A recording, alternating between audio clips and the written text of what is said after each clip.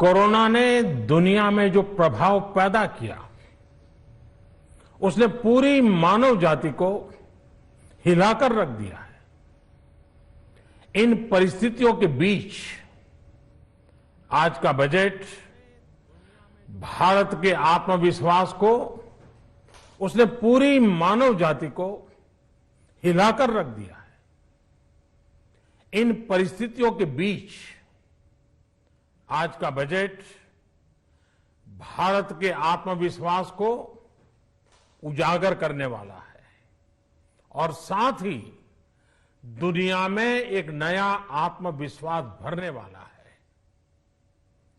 आज के बजट में आत्मनिर्भरता का विजन भी है और हर नागरिक, हर वर्ग का समावेश भी है।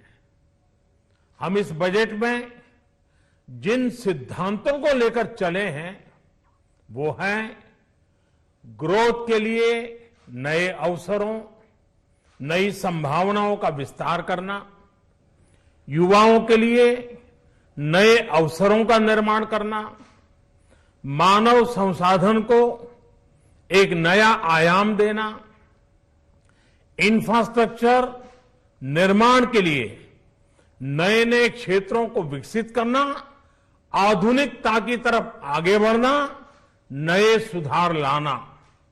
साथियों, नियमों और प्रक्रियाओं को सरल बनाकर आम लोगों के जीवन में ईज ऑफ लिविंग को बढ़ाने पर इस बजट में जोर दिया गया है।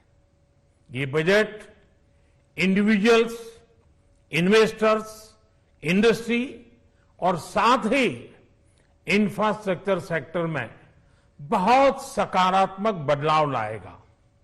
मैं इसके लिए देश की वित्त मंत्री निर्मला जी को और उनके साथी मंत्री अनुराग जी और उनकी टीम को बहुत बहुत बधाई देता हूं। साथियों, ऐसे बजट देखने को कम ही मिलते हैं जिसमें शुरू के 1-2 घंटों में ही इतने सकारात्मक रिस्पांस आए। कोरोना के चलते कई एक्सपर्ट्स ये मानकर चल रहे थे सरकार आम नागरिकों पर बोझ बढ़ाएगी, लेकिन फिस्कल सस्टेनेबिलिटी के प्रति अपने दायित्वों को ध्यान में रखते हुए सरकार ने बजट साइज बढ़ाने पर जोर दिया।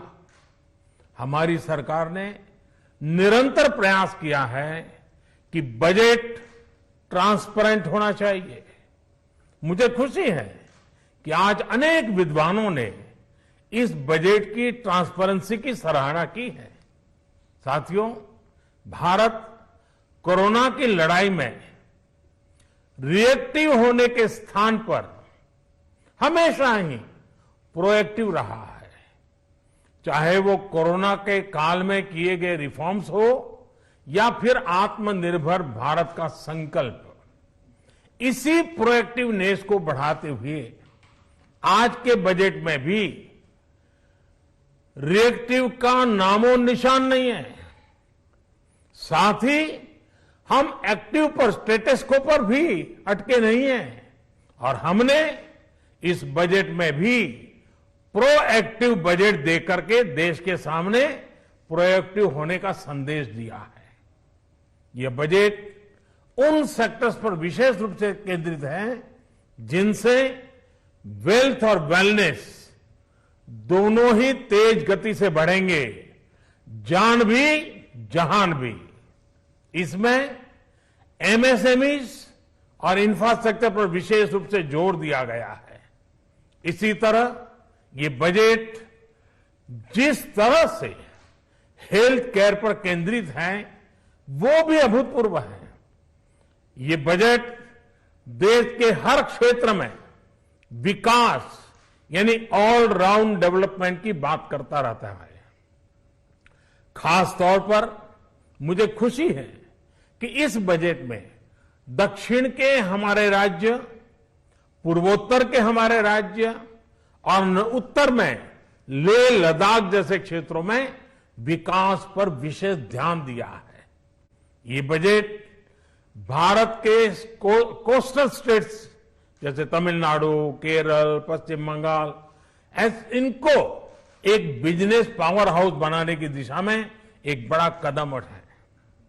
नॉर्थ ईस्ट के राज्य जैसे असम के अनएक्सप्लोर्ड पोटेंशियल को टैप करने में बजट बहुत बड़ी मदद करेगा।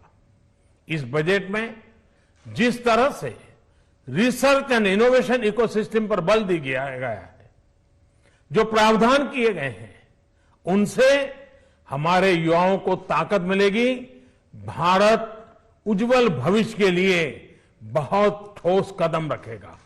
साथियों, देश के सामान्य मानवी का, महिलाओं का जीवन आसान बनाने के लिए उनके स्वास्थ्य, स्वच्छता, पोषण, शुद्ध जल और अवसरों की समानता, इस पर इस बजट में विशेष बल दिया गया है।